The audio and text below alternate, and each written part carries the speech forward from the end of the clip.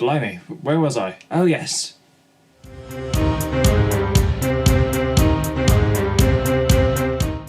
Hello and welcome to the Whoniverse and to a video unlike any I've done before, because today is the day where everything begins again.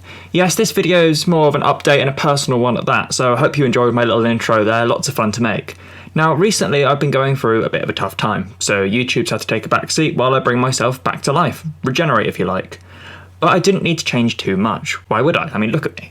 However, it's been an interesting journey. Now I'm not making this video for clicks or to mine you all for pity. No, instead I'm going to make this video so that maybe I can help someone else and just get some personal stuff out there. Basically, I was just feeling down for a couple of months. After working as hard as I could and trying to help people as much as I could at work and at home, I burnt myself out and just ended up feeling more alone than I ever have before.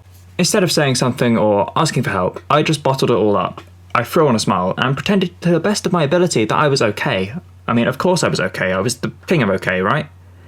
Well, not really. It all came crashing down after some very long shifts at work, and I felt bad about how I handed over to the next shift, as it just wasn't my usual self, no smiles or terrible jokes or stupid Doctor Who references that only I really get.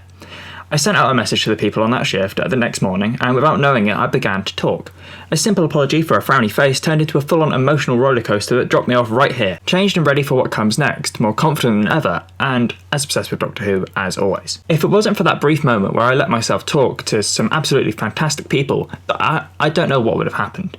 I know that many people have got it far worse, and that's partly why I wasn't that verbal about how I felt, because I thought, these people who have lost and loved and lived longer than I have don't need my extra weight on their shoulders.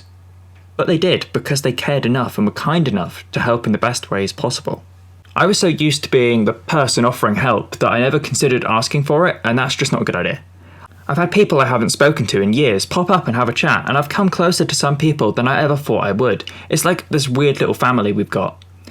There are so many Doctor Who quotes and episodes that talk about loss and loneliness and sadness in such a poetic way, and they helped me so much, plus some brilliantly funny ones that helped me through the odd dark day too.